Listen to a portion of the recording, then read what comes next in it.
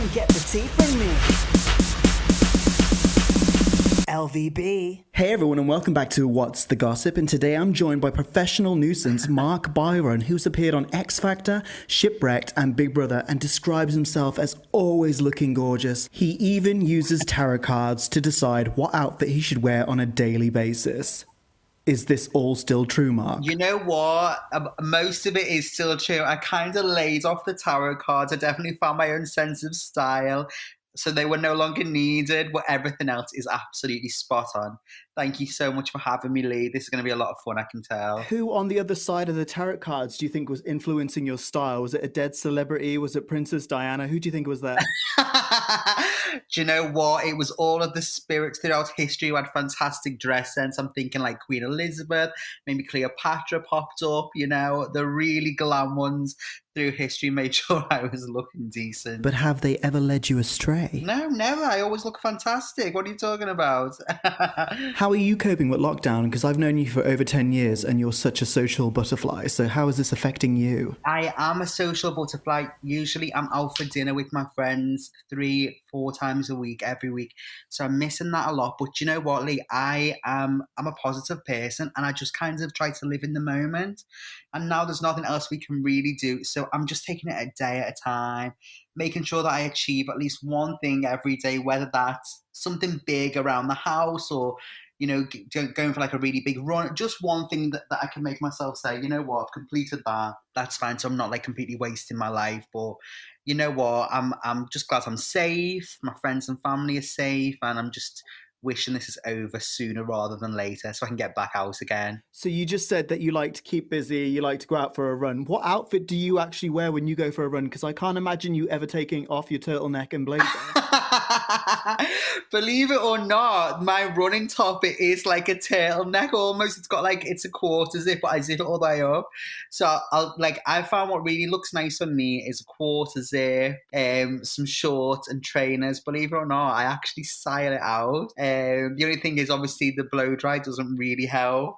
So I'll go for a run and then I need to blow my hair straight after, which is a new thing. But I actually try and look quite decent for my runs. I've not slipped that much just yet. You're always red carpet ready, aren't you? Oh, 100%. I'm ready for anything. And people always think it must take me so long to get ready. But the actual fact is I'm pretty much ready all of the time anyway. Always got my eyebrows ready. My hair's always done. All I need to do is throw a blazer on and I'm out the door. And one thing I cannot wait after lockdown is to finally wear my lovely glam outfits again. It's just annoying me so much seeing all these outfits I've got that are just hanging there in the wardrobe and on rails. I'm like, oh, I just want to get dressed up again, you know, more than anything. I'm going to be so overdressed. It's going to be ridiculous. One of my first memories of you was trying to move house because you thought your toothbrush was haunted. Do you remember this? I don't remember this, but you've got a fantastic memory. You were tweeting that your toothbrush was haunted, so you had to move house. Do you not remember this? Actually, this sounds really familiar. I think I was living in London at the time. It was the first time I'd moved to London. I was only just like 18 or 19, and there were so many spooky things going on in that apartment. So now you've said it definitely rings a bell. But I remember you thought it was coming from the toothbrush. Why would that be? Who knows? Maybe somebody in the factory had a nasty accident and possessed the toothbrush. I wish I knew. Does it annoy you that I don't forget anything? I think it's quite impressive. You could definitely get a job with MI5 with that memory. I mean, you put James Bond out of a job, honestly. I can't remember what I had for lunch yesterday, and you can remember things from 2009. That was 12 years ago, so very impressively. I forget nothing. So anyway, moving on, you're quite vocal on Twitter. You're always rubbing people up the wrong way or trolling people. But how do you cope with the trolls? Honestly, the trolling does not faze me. I would say I get like severely trolled about 4 or 5 times a year. And it's usually off the back of something I've said, which is just an off-the-cuff remark. And people will just go absolutely wild for it. But because I'm not checking my phone all the time, I'll then come back to my phone a few hours later and I'm like, oh no, it's happens again. But honestly, it doesn't ever faze me. I'm completely confident, comfortable in myself, and it just doesn't knock me one bit. In fact, it makes me laugh seeing how annoyed people get when they are trolling me. And then if they troll me, I'll just think, you know what, let's wind them up a little bit more. And it makes me laugh even further. But at the same time, my heart goes off for the people who aren't as secure in themselves, who really struggling with the trolls that they might get, you know. But for me, it doesn't phase me. I live in my own world and they're not part of my world. So more fool them. I got heavily trolled in November when I told James Charles to calm down about the new Instagram update, Oh, yeah. and went to sleep and woke up to 44,000 tweets calling me homophobic. It's so ridiculous, isn't it? I think people are just so desperate to be heard. And 9 times out of 10, these people who troll, they don't even have their own profile picture as themselves, you know? I feel quite sorry for them, actually, because what kind of person would Yeah. get joy from doing that, you know? But that's them. We're not like that, Leigh. We're fab. Aside from trolling people on Twitter, when are you going to troll a few more people by releasing some music? I'm not much of a vocalist, if I'm being honest with you, Leigh. I love my music. No, you're telling lies again, because I remember you telling everyone on Twitter that you could do whistle notes. You know what? In the you remember everything. Hang on, let me see if I can get one out. Not today, but there has been occasion where I've actually been able to do it. You know, at least make a bit of a squeak, which is enough for me. But I would honestly, I've been approached in the past after Big Brother. I was actually approached by a producer to do a single, and he sent me the sample of it with someone else singing on it, and I was like, oh my God, I can't even sing anywhere near as good as this.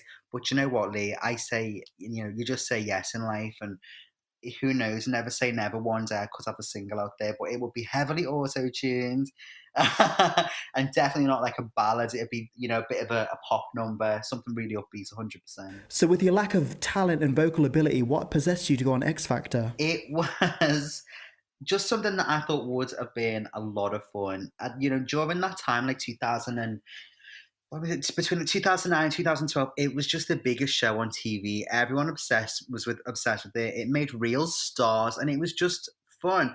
And it was the first time it was coming to Liverpool, and I thought, "Do you know what? Let's just go to this and have an absolute blast." I'd auditioned already when I was like 17, and got through to the judges and decided just not to go ahead with it on the day, which did not go down very well. But luckily, when the show came back to Liverpool a few years later, it was the same production crew and they remembered me. So they kind of, you know, threw me through all the early rounds, and it was a shoo-in kind of thing. But it was a lot of fun. Do I regret it? Yeah. So what went wrong? Because you told anyone that had listened how great you did and that you got a standing ovation, but when we saw it on TV, it didn't seem to be the case. You know what? I did get a standing ovation by some members of the audience. I remember that very well. And also it was edited down quite a lot. I think it was only shown on TV for a couple of minutes, but I was up there for quite a while and I had a really fun back and forth with the judges. But again, I'm not a vocalist. So, you know what? If it was the personality factor or something like that. If I didn't have to sing, then I'm sure that I would have actually got to the finals and probably won. But as it's a singing competition, at its core, it wasn't the show for me. What were your song choices? Because you get to pick that much, don't you? So I was so, what's the word? There was so much intervention from the crew that I didn't actually get to choose my own songs. I had everything recommended for me. And when I tell you, they were calling me every single day. And I had a best friend who was going through the process as well, but his was a lot more organic. My friend Marcus Collins, who came second to Little Mix. And because we were going through the process at the same time, I was calling him and asking him if these things were happening with him. And he was like, no, not at all. So mine was so orchestrated. So they chose the songs for me. It was the Rihanna song, Only Girl in the World. It was a Bruno Mars song. And the other one was that CeeLo Green song that used to be really big back in the day. But I didn't really have any control over it at all. Forget You. That's the one, yeah.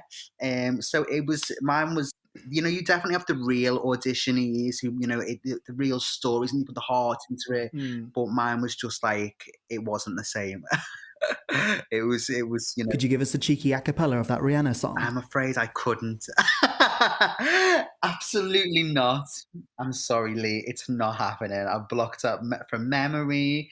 You know what? I was actually thinking maybe I should have had a gin and tonic before this. If I was one gin down, then you probably would have got a verse and a chorus out of me. But I'm just on the water today.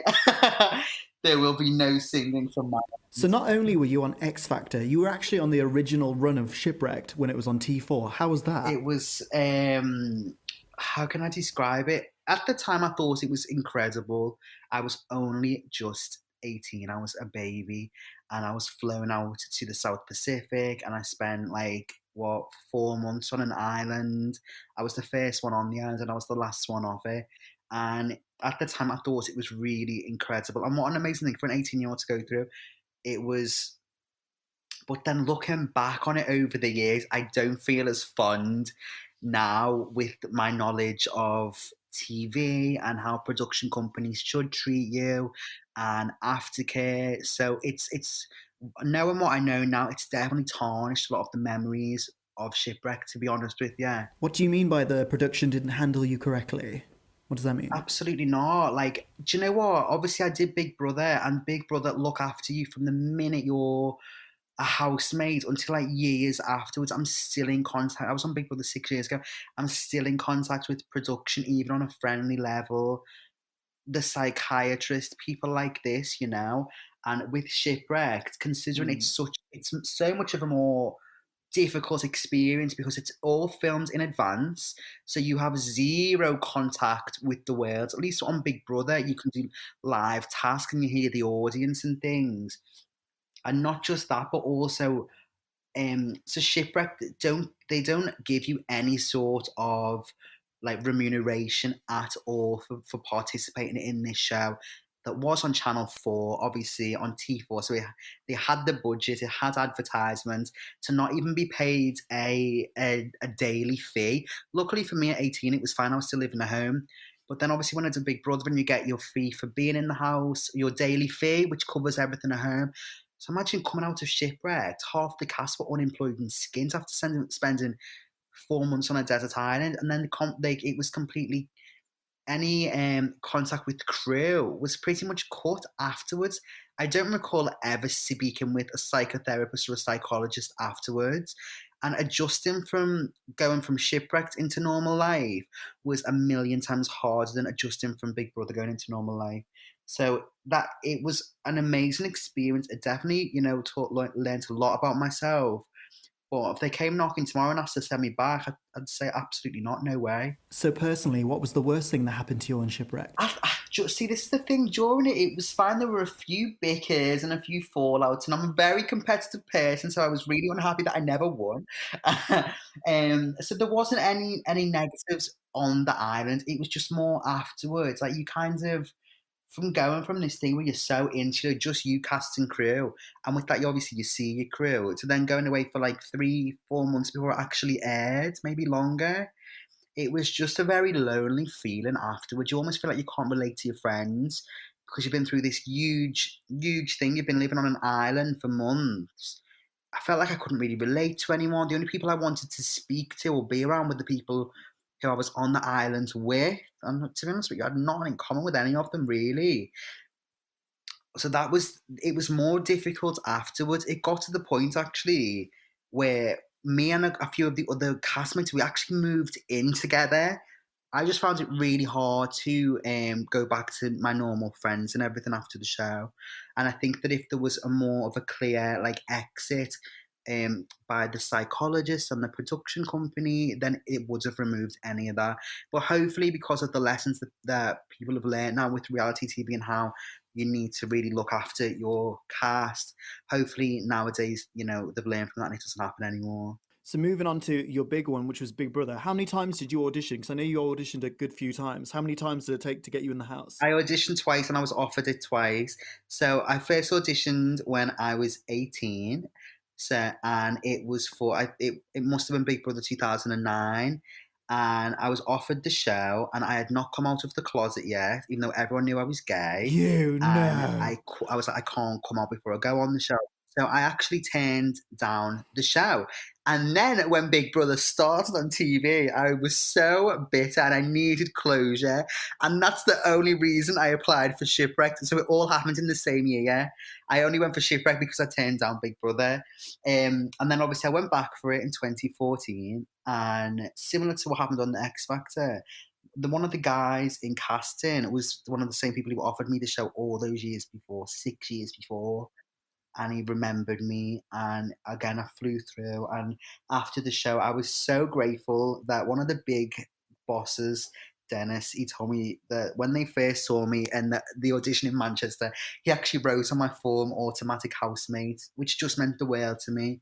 And honestly, Big Brother was for me life changing, and it was one of the best experiences of my life ever. I loved every second. And if it did ever come back and they wanted me to go back in, listen, the bags will be packed in 2 seconds. I promise. I loved everything about it. Did you know I was almost in the Big Brother house back in 2012? I did not know that. How did you find that, Leigh? So, you know when I got done for that terrorism thing? Of course, I mean, how could I forget when you were going to go and exhume the corpse of Marilyn Monroe? That thing. Just for a selfie.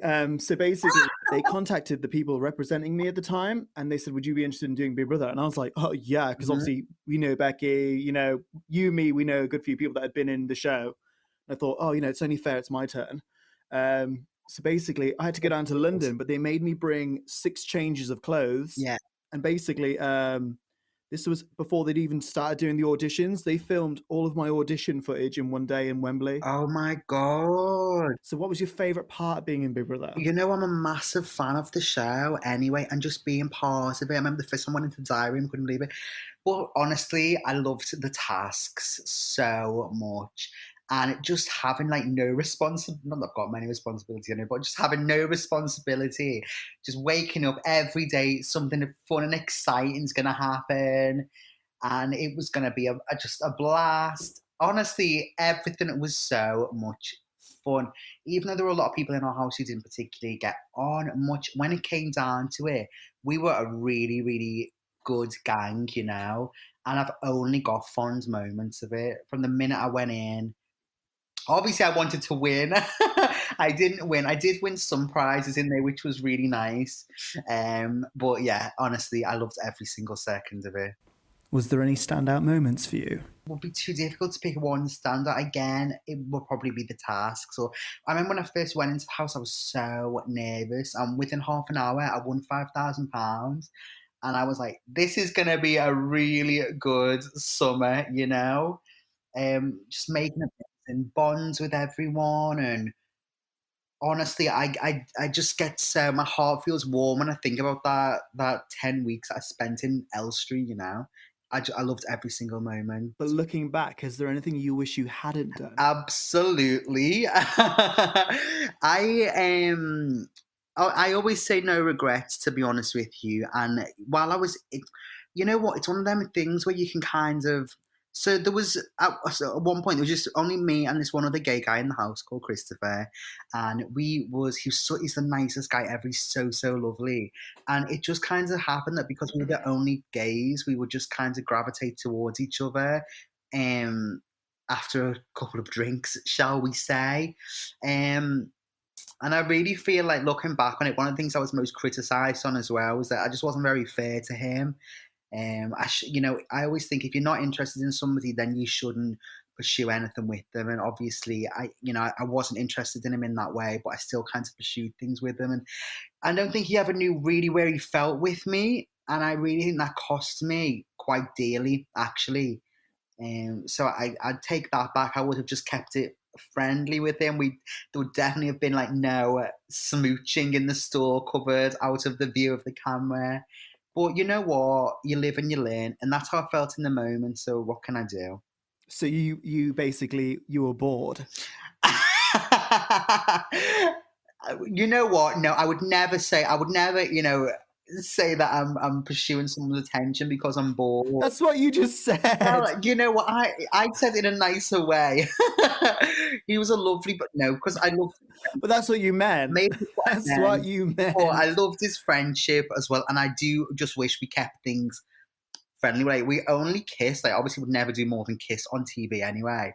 but we only kiss. But for me, like I'm not bothered. Like I'll kiss anyone. It means nothing to me. Do you know what I mean? But not everyone's like that. Some people can kind of Mm. grow in a bit of an emotional attachment, especially when it happens every day, you know. So I feel a little bit out of order about that. But you know what? We're friends now. We went for dinner a couple of years back, and he's doing great, and he looks really well. So I'm really happy for him.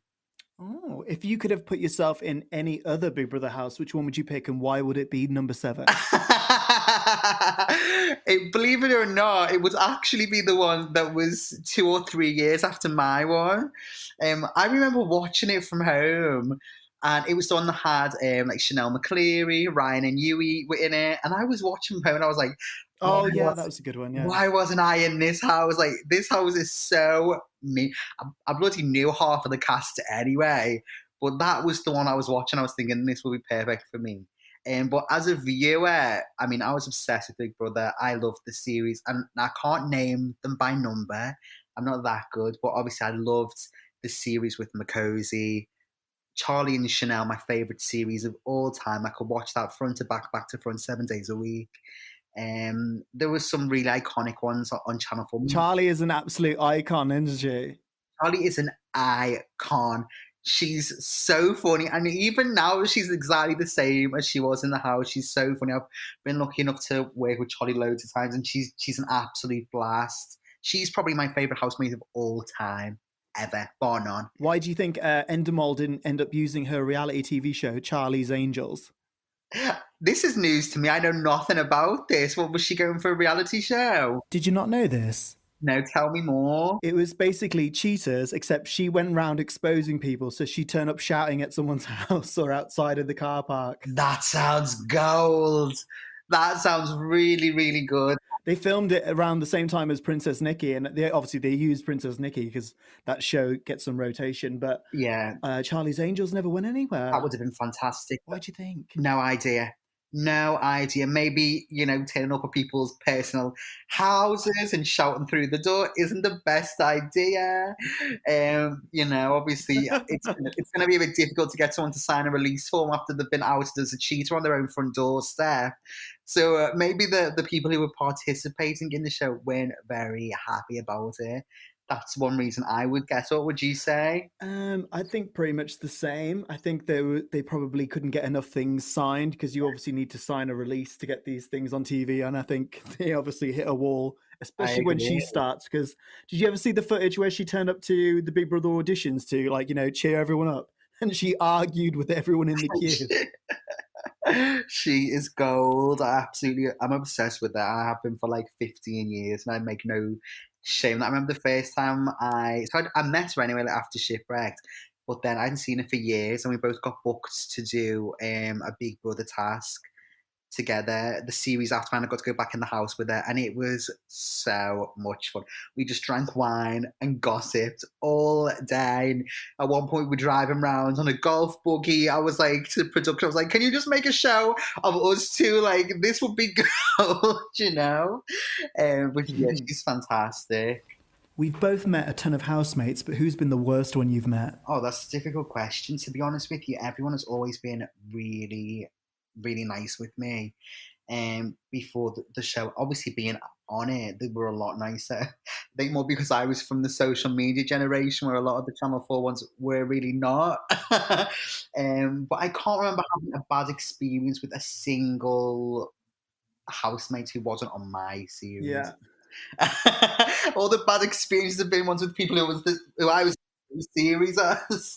But no, I've not had a bad time with anyone. You need to cut the crap because I could name like 10 people right now, and I know you're just trying to give me Miss America answers. Give me the tea. I promise everyone has, maybe they've just always been up my arse then, but everyone from previous seasons, I've never met anyone who thinks they're, more qualified to have any diva antics than me in any situation that I've ever met any of them in.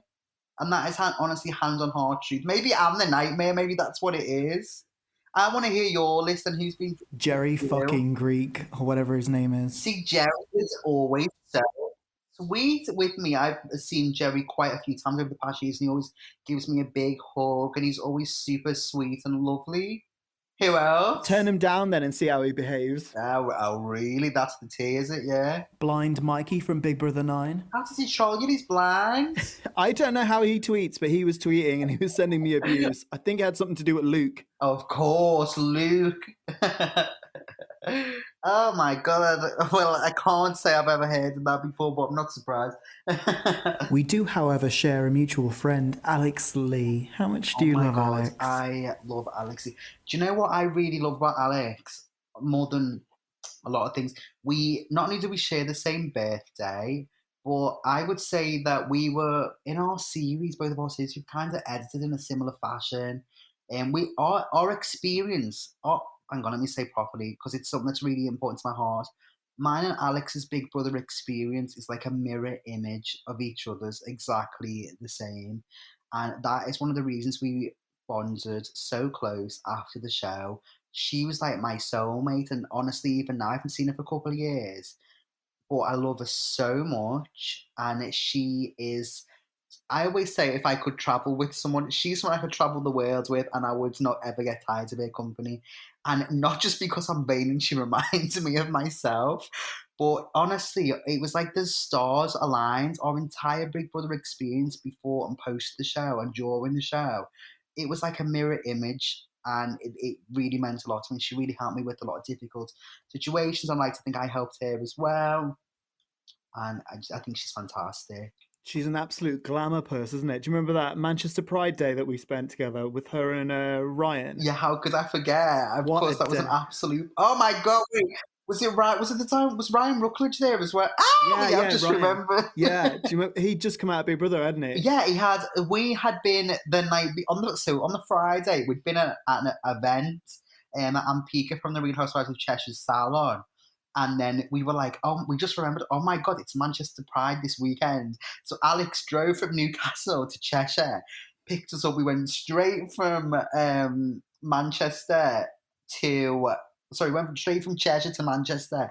Got the worst hotel in the city and had an absolute ball all weekend long. Of course, we all lost each other, and I can't remember how I got home.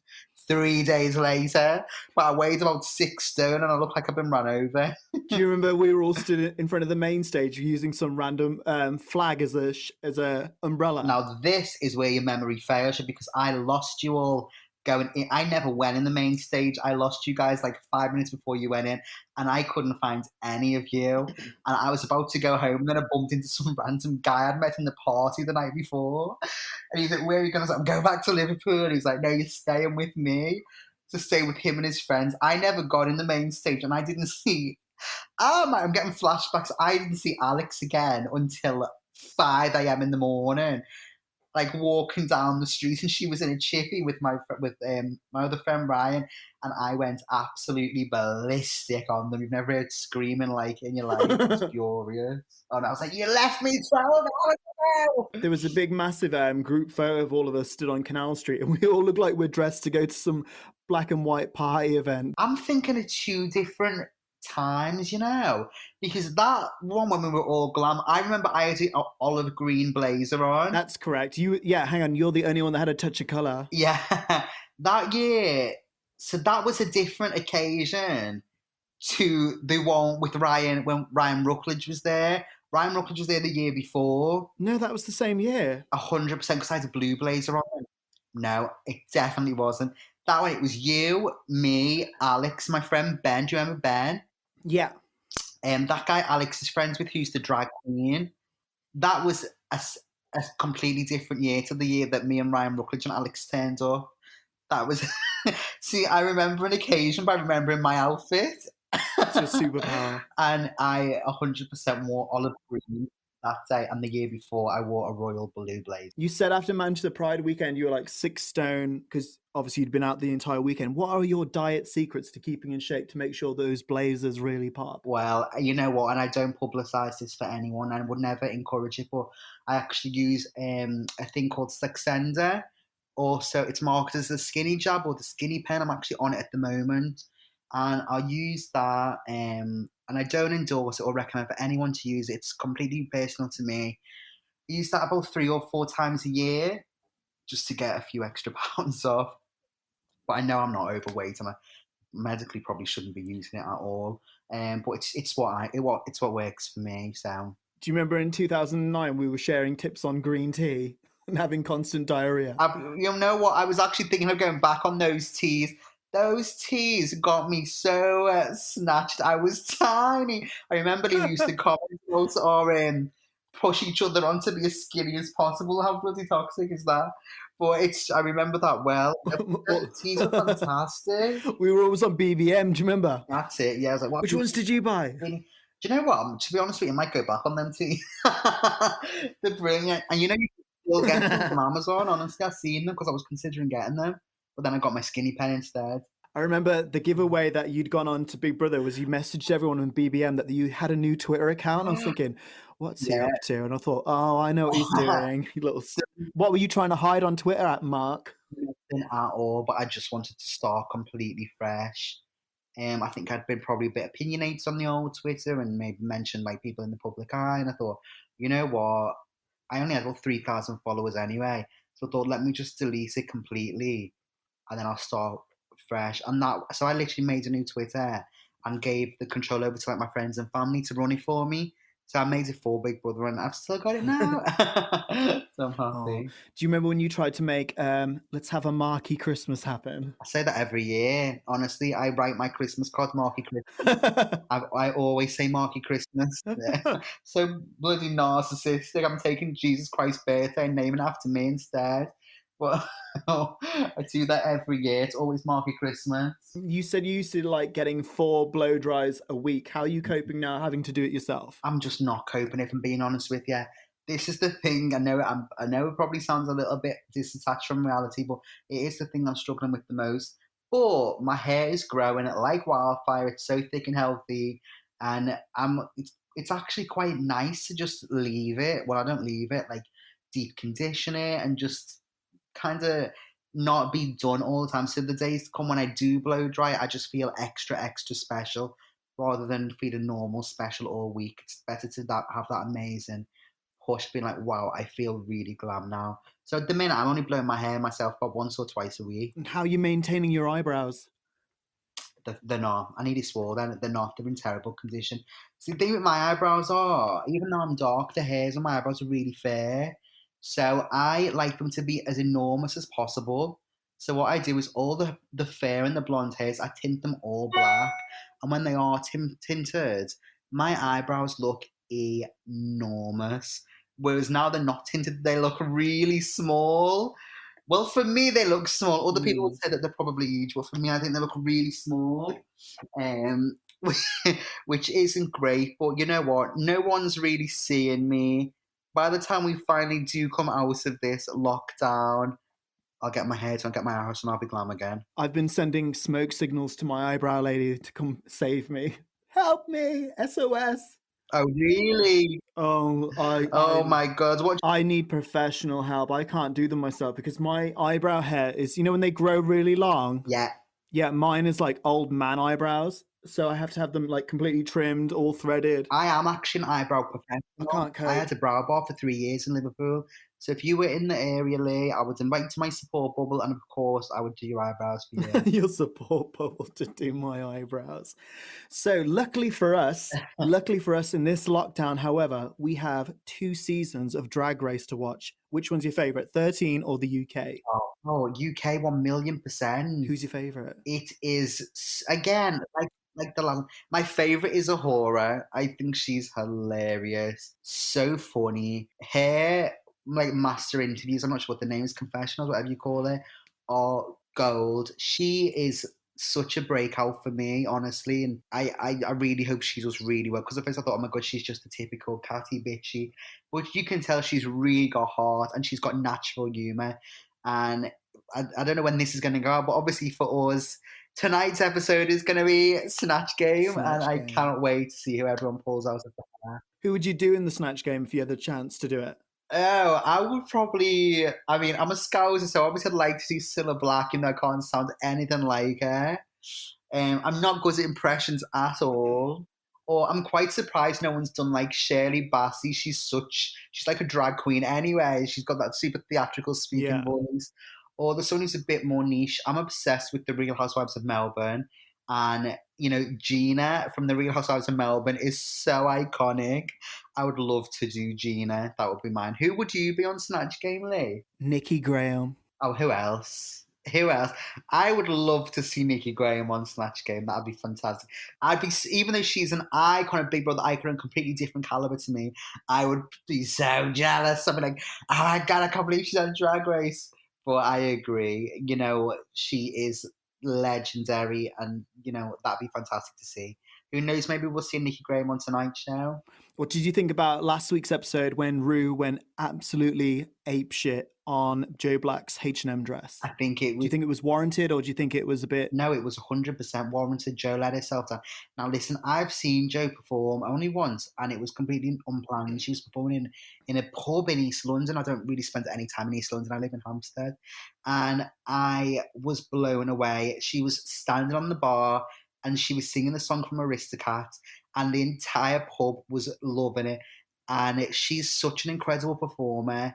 And even if her style is a bit old, 1940s, 1950s, she could have put on a pink feather boa and just something, and maybe a pink top hat to just look like Joe, more like Joe Black than that little divvy frock she had on. Honestly, when she turned around, I thought, what the hell is she wearing? So basic, so cheap, so tacky. And it, because that look was so poor, it actually kind of put a rainy dampener on her incredible Day at the Seaside look. I was really disappointed. But you know what? Joe's one of them queens who doesn't need Drag Race. I think she'll be fantastic without it. Like, look at Trixie. Who was it that said, I think, I don't know, maybe it was Trixie herself. He said Trixie's really good at drag, but not really good at Drag Race.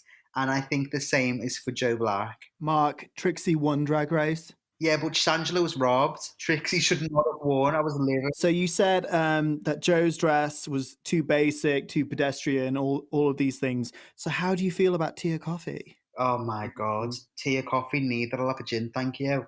I have been ready for Tia to leave the show since week one.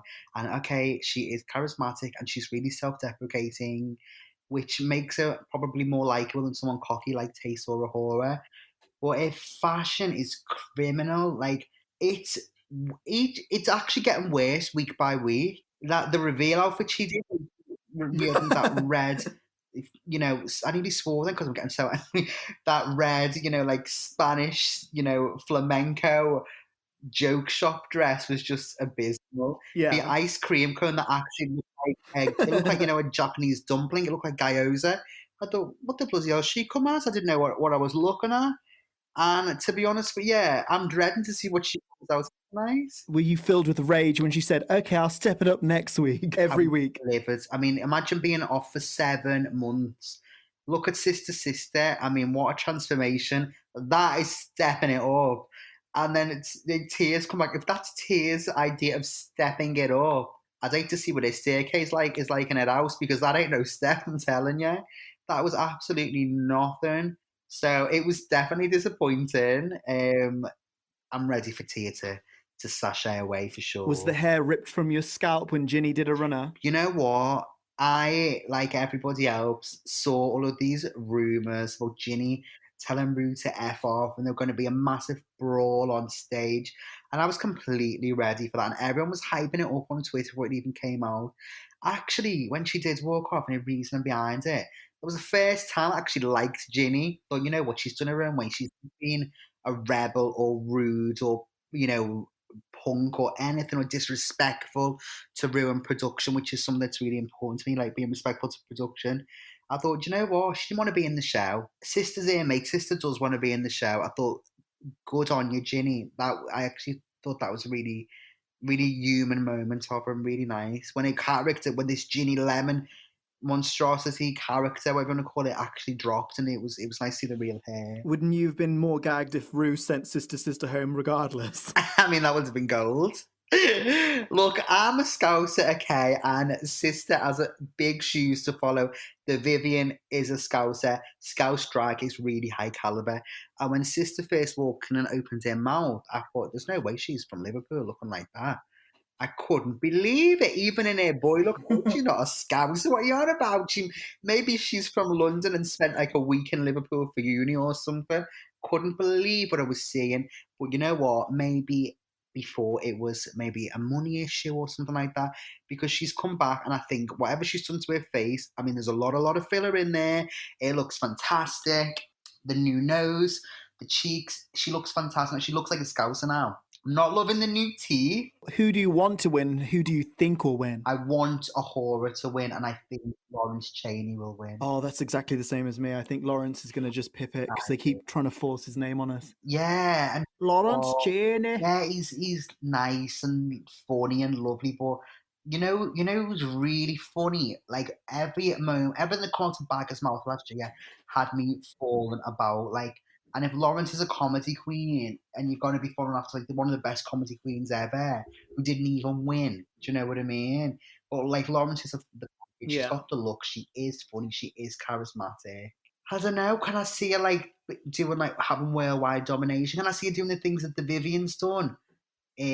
No, to be honest with you, but maybe she'd be really big in Scotland. That was not shady, but I just look at it because it is such a global brand. You're going out representing this brand. It's so much more than it was 10 years ago. You know, when it's just a crown a trophy. Like, look at Vivian now. Look at Bagger now. I mean, and Cheryl, Viv Bag and Cheryl from last year have smashed it. Poor Davina, you don't really see much of her anymore. But, you know, the other three, they've gone out. They're on the reality shows. They're funny. They really, really have capitalised on it. And out of the lineup, I don't know, who do you think would be able to follow in their footsteps out of the cast? Out of the cast, I think... Joe? No, would have been Joe, 100%. No, I don't, to be honest. I think before he came back, he stood a better chance than now.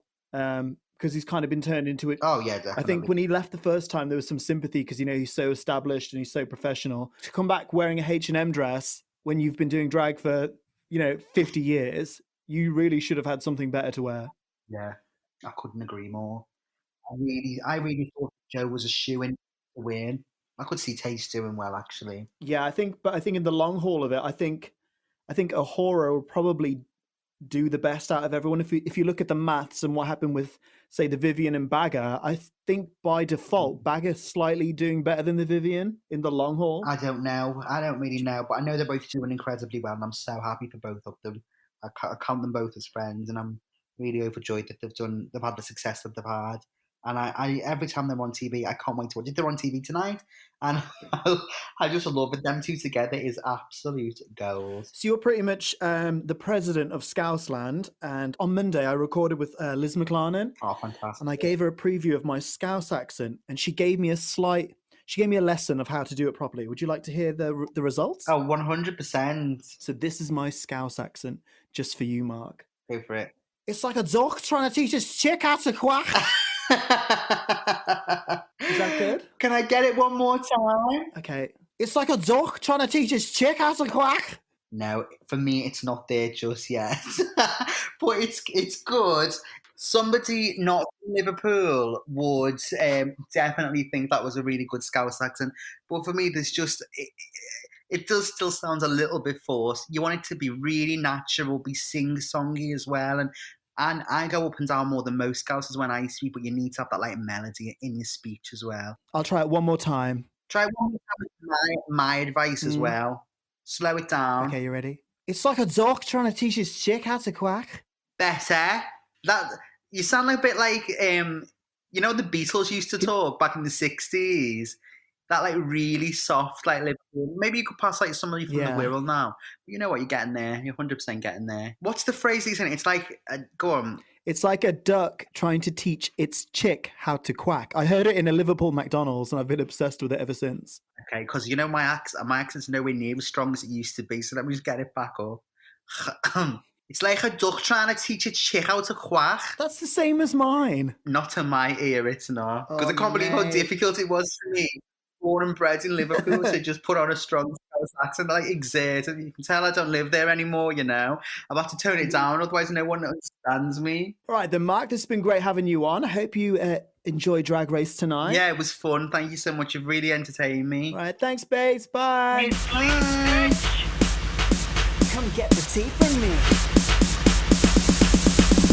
LVB.